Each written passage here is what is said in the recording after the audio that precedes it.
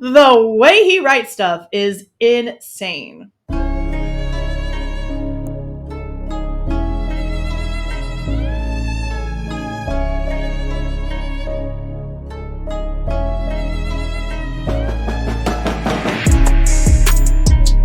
Hey guys, this is Jules with True Crime Reactions.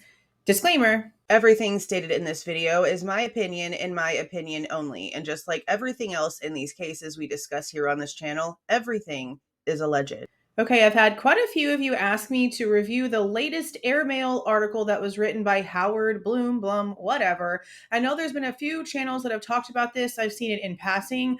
I get the gist about what this story is about. And it's really actually interesting to me that this story that he put out here is so much shorter than the rest of them. I know we've said on this channel that we were going to go through all of the articles and then we never did.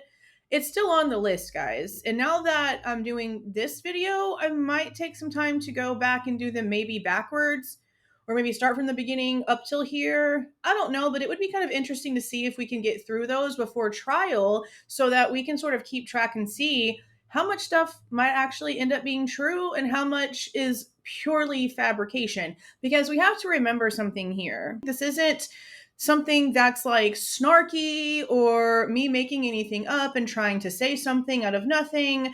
Let's be so serious right now.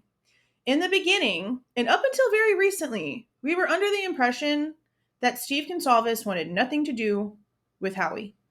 We knew from conversations that came out between Bryan Norton, a TikToker, and Steve Goncalves, that is I'm going to say relationship, but not that kind of relationship. That is a conversation. That was a whatever the hell it was sort of thing to help get information passed back and forth and sort of help in the Goncalves' investigation to try to figure out what was going on as much as they could, along with what else was also happening in the background.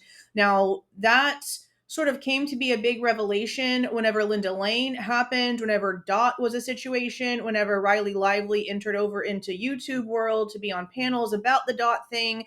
That's whenever the majority of information regarding Bryan Norton and honestly other social media people, Drunk Turkey, JLR, Forensic Frenzy, just to name a few, that Steve Goncalves, maybe a few others in the family, but definitely Steve Goncalves was out there sharing information with.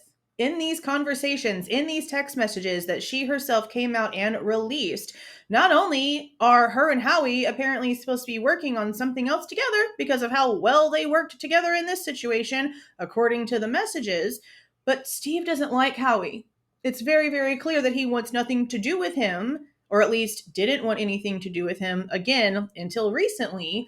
And in everything that Howie wrote regarding the case, when it came to something regarding Steve Goncalves or anything about Kaylee, where you would expect a source with some substance, like maybe the family, he blatantly states in text, Steve would not speak to him, that he has never spoken directly to him, the same way that we know that he's never actually spoken straight to the Kohbergers. I don't know if this article is going to show something different because, again, I know the gist of what the information here is, but that's the information that we've had so far. But then on Megyn Kelly, a couple months ago now, Howie came out and said that the Goncalves' lawyer, Shannon Gray, reached out to him so that they could maybe collaborate, cooperate, do whatever the hell they're trying to do with movies and series and stuff going on. There's been talk about a Netflix situation happening, and I know that a lot of people think that maybe that's the reason why Steve is sort of like glancing and looking over so many red flags in this case that really do not point to the suspect, because he sees money signs. Okay? People can get pissed off about that sentiment all they want to. This channel and the majority of the people that are here on this channel are here for the victims. The families get the support that they deserve until they no longer deserve it. When your true colors start shining and your true motivations for constantly being in the spotlight are so blatantly clear, I'm sorry, but I'm going to act on that information, not on the information that brought you to my attention in the first place. Because my whole intention here is the truth for the victims, no matter what that means. And just like we've said, we're going to follow the evidence here where it actually goes. It just has to be factual. 99.999% of the stuff that they have come out with cannot be substantiated. They're not giving the true details to prove that it's actually relevant. Let's just say for one shining example here recently that they've given us some sort of proof that Bryan Kohberger actually did buy a K-bar style knife off of Amazon. They're not telling us one very important thing, and that's that it has a USMC logo on the sheath that apparently came with the knife. They're saying it's a K-bar style, but they're not telling us that it's the knife, that it's the exact one. They keep on just very vaguely and very nondescriptly saying a K-bar style knife was purchased. That's not good enough. And I know that we're not at trial yet, but they've come out with so many things. You'd think that when it comes to the new amount of transparency happening here, that at least they could tell us if it had the same logo or not. But then again, they've really never come out and verified that that weapon that fits that sheath that was found would have actually been the weapon to have caused all of these things, all of these different kinds of injuries, and now the defense apparently has evidence that at least Kaylee had 2 different weapons used on her, but that's just Kaylee. There's no telling what else when it comes to the other 3 victims we're going to end up finding out. Now, I find it interesting that whenever Steve did the interview with Drunk Turkey, that he actually mentions some of the stuff that Howard writes about, and he's using it like it's fact whenever, up until again, we heard that Shannon Gray was asking him to join them. He was acting as if Howie was just some kook that was just making stuff up and going insane and just writing stuff that he shouldn't be writing, and he completely just didn't like him at all. So something changed, and I would really like to know what changed. But enough of that blabbly blabbly. Let's go ahead and get to the article that you guys asked me to review.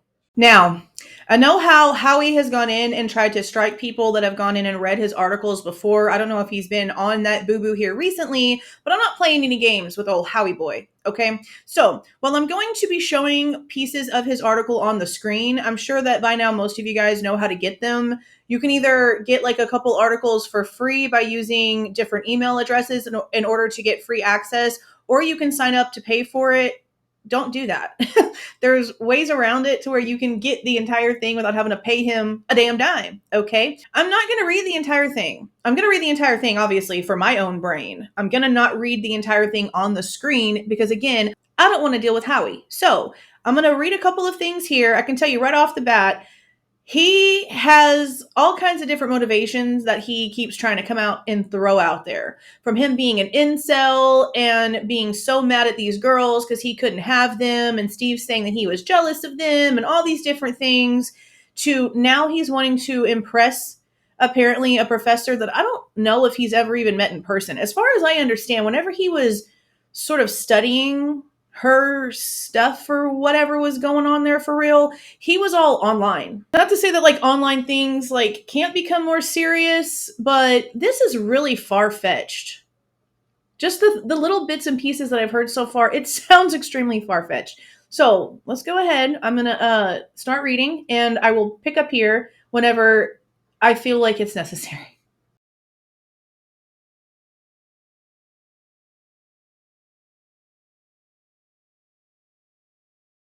So he's saying a potential motive is at last coming into focus. What do you mean at last? Haven't you come out here and given us multiple motives just based on your own opinion?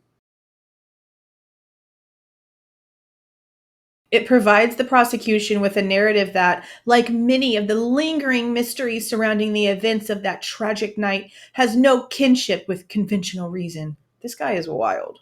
At least he has this portion pretty accurate. Try, for example, wrapping your head around the disturbing fact that the 2 survivors were aware a black masked intruder had entered their house, had heard the accompanying tumult, yet waited 8 hours before calling 911, rising at about 7:30, and then frittering away the morning on social media, taking photos and calling parents and friends.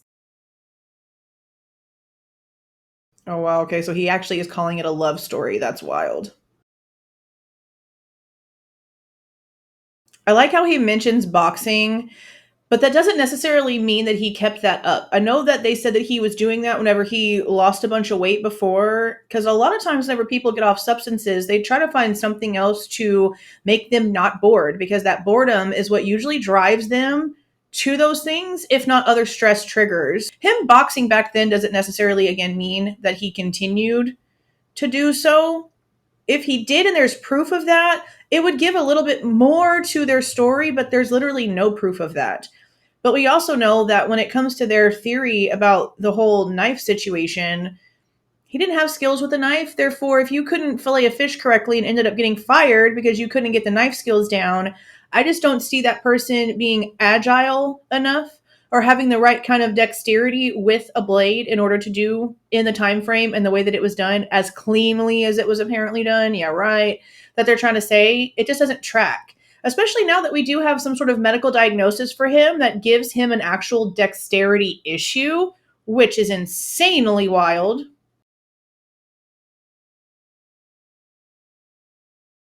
So he's introducing Catherine Ramsland into the story as an unlikely friend and champion to guide him when it comes to Kohberger. Okay.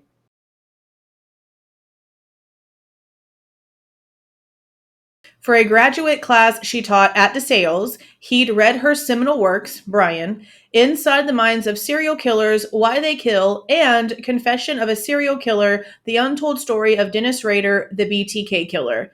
Okay, along with how many other thousands of students that have ran through those courses. Just because he read that doesn't mean anything, because if you're going to try to put some weight on that, then you're going to have to go and like deep dive into the actions and behaviors of literally every student that did so too. Reaching, but okay, let's continue. I love how he says, yet what the prosecution discovered, which has not been previously reported, is that Kohberger's relationship and tutelage with Ramsland did not end when he traveled across the country to enroll in the PhD criminal justice program at WSU. Now, I went to college online, but I've never had like one-on-one meetings or any sort of like communication that would have led to anything when it came to the professors that I had in my criminal justice courses. Some of his beginning courses that he took, I probably took very, very similar ones. So again, just the fact that he has some sort of criminal justice, you know, journey into a career doesn't really mean much at all. I know it can, and I know that there have been people that have done crazy things like this, that have come from professions like this, that have been police officers. I'm not stupid, okay? I know reality, okay? But it just doesn't make sense to what they're trying to tell us when it comes to the storyline. They cannot technically put him there if they do not have those AT&T advanced records. They are basically being just completely hypocritical, contradictorial, and I don't understand why the court's not seeing that. Now, if they've got a camera shot of him being there, if they can literally put him at the scene with something more than the DNA, which we will be talking more about the DNA here soon, especially about the amount of DNA, considering the fact that now we have an actual measurement that came out in a document from the court. It's very important that we get the specifics and the accurate information when it comes to just how much DNA was actually found, but still, they have to do more than just use that little piece. If they can't actually put him there, then they have a huge, huge issue, because touch DNA or DNA in general being in some place, it does not anymore, and come to think about it, never really has meant that you were there. That's just not really how it works. People want to believe that it does, and they want to have some sort of like confidence in the science, but the science doesn't always necessarily mean what you want it to mean. Now, he's claiming that Bryan and her were emailing back and forth a few days before and in the days immediately after. But if they were already in constant contact, then that's not abnormal either, especially if he's innocent and it's a behavior that he was doing before and after that never changed. And if the way that they were talking didn't change either, then again, what's the problem? And of course, he's just assuming, because he says right here, what was discussed remains for now at least another mystery. Neither the state nor Ramsland has responded to requests for comment. Well, I'll say this, it wouldn't be surprising if there is some sort of, communication between the two of them after he actually graduated that school, if she ends up being a witness. Probably a defense witness, because she actually had some sort of communications with Kohberger. Now, I guess she could be a state's witness, but she's probably going to end up being a defense witness. Regardless, both sides are most likely going to end up talking to her if she does get subpoenaed. It really wouldn't surprise me if she does, regardless of what this article says, just because we know that she's sort of involved from the beginning, at least in knowing him and what she taught him. But just like they're bringing up a paperwork assignment about how to protect a crime scene and collect evidence, I mean, why wouldn't they want to talk about the kind of stuff that he learned in her courses? Maybe it'll bring back some nostalgia for everyone in the room. So considering the fact that we've been told this whole time, like I mentioned in the beginning of this, that the Kohbergers are not talking to anyone, they're staying silent the same way that their son is standing silent. And as far as we have known, to a certain point at least, he has claimed himself, Howie has claimed himself, he has not spoken to these people. So again, how he's getting this information, I don't know. I have no idea. I know there's rumors about one of the sisters, one of the two, not both, possibly coming out and giving people information, but that hasn't been verified either. It says Airmail learned that just hours after Kohberger was arrested that Ramsland called his mom to offer her wisdom and guidance to help her former student and his family through the looming ordeal. Her offer to act as the cool-headed broker for the Kohbergers was quickly accepted. The Kohbergers supposedly refused to meet with their son's court-appointed Pennsylvania attorney until Ramsland signed off. I wonder where he got that information from. But I find that kind of odd, considering that they've been really supportive, at least with the few pieces of information that is out there in the media and also in the courtroom, because the defense table has now come out and said his family wants to be there to support him and that they should be able to. That's why they're trying to figure out exactly if, for any reason at all, his family is going to be called in to testify, because at that hearing that happened on April 9th, the judge said that at that point, he wasn't aware of anything in the state's information that was claiming that they were going to be called at all. Now, the witness list have now been filed and sealed, so we'll see. It says basically that over the last 2 years that Professor Ramsland has stayed in touch with the family and has also stayed in touch with Kohberger. So I'm assuming there's going to be letters and jail calls. So if those ever come out, those will be interesting to go over. Now, apparently one of Kohberger's sisters is planning on writing an insider's account of the wrenching family drama. We've heard this before, I think from him a few months ago, that one of the sisters was planning on writing something. I'm just not really quite sure which one it is. But this is also claiming that the family of Kohbergers is apparently even asking Ramsland to stay with them at a bed and breakfast that Ann Taylor has reserved for them, which is good to know that they're getting those things done ahead of time. But does that mean that Ann Taylor is out of her own pocket helping pay for the Kohbergers to be there the entire time? Damn. Wow. He's saying here the prosecution has embroidered a still speculative account of what allegedly led Bryan Kohberger, armed with his blah, blah, blah, blah, blah, blah, blah, blah, blah. Okay. This is what they're claiming, or at least this is what Mr. O'Howie here is claiming the state's speculative theory is on this. I wonder how many of those they actually have, since they really don't really seem to have anything concrete whatsoever. Okay.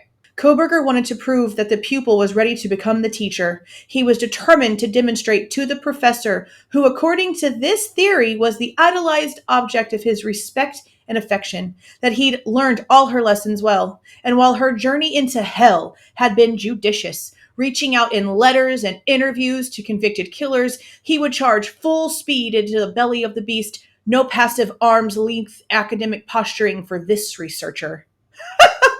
The way he writes stuff is insane.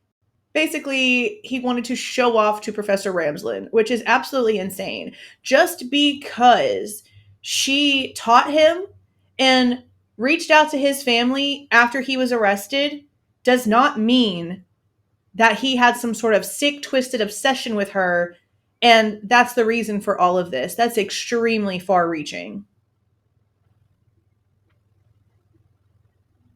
So, yeah, this is really stupid, because if they were already in contact before he committed the crimes, like if they were constantly emailing each other and talking about things, then why would he have felt the need to get her attention if he already had her attention? That doesn't make any sense. This is like the opposite of the way that would...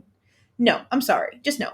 And of course, Ramsland, like he said earlier, is not responding to anything he has to say, because no one wants to actually talk to you, Howie. No one with the brain and any morals and ethics wants to actually speak to you.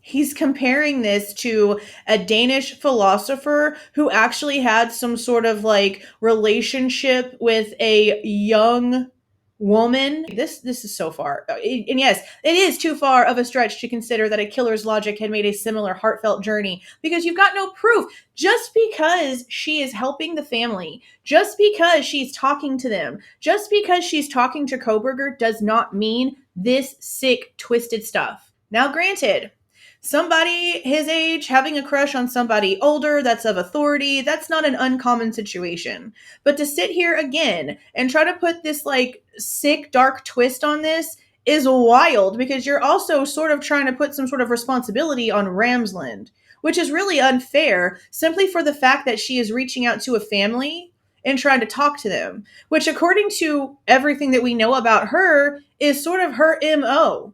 So maybe she thinks Kohberger's guilty. Maybe that's the reason why she's making sure she's so involved, the way that she reaches out to family members and friends of other people accused of the same things. Maybe she's just trying to get a jump on the situation, because she's not privy to the evidence. She's only going off of whatever she's being told. She's not privy to whatever is actually in the discovery. She's not. So we don't really know what Ramsland thinks. She could literally be thinking that he's guilty, and again, just going along for the ride because she plans on writing something herself. We don't really know, do we? Okay, well, I did as a few of you guys asked me to and went over this thing. I'm not impressed by anything this guy writes. It's just very dramatic. It's very Jerry Springer. It's very unnecessary. And again, just because she has reached out to the family doesn't mean this twist here. It really doesn't. I don't know how he can get away, at least with his own conscience, writing this kind of stuff like this whenever he sits there in the writing itself and admits no one has spoken to him, that he hasn't seen any of the conversations himself, that he hasn't seen any of the emails himself. He's going based off of very, very vague, nothing details that somebody is like feeding him just because they think it's probably funny to keep dangling that little treat in front of the puppy dog. Because everything else that's coming out of this is all pure speculation, fantasy, imagination writing from this old man with nothing better to do. But I mean, whatever, it's paying his bills, so I guess why stop? People read this crap and believe it. So, I mean, I get why he continues it. I mean, at the end of the day, who's really to blame here? The old man who's been doing this for decades and continues to just keep on doing it and has ended up having no conscience whatsoever because he's become desensitized by his own behaviors, or the hordes of humans out here that keep entertaining what he says and giving him a whole bunch of kudos and making him feel as if he's doing something. Which one's more responsible? But that's it. I want to know what you guys feel about this information down in the comments. Again, I know that it's been out for a minute now. I know that a couple of different people have talked about it. I, again, just feel like this is stupid. But I want to know how you guys feel about it down in the comments. If you liked the way I present this information and give my opinion, please don't forget to leave a like on the way out. Subscribe to the channel if you are not subscribed already. And please don't forget to make sure that that notification bell is set to all so you don't miss any of my rants, reviews, reactions, updates, or deep dives. See y'all.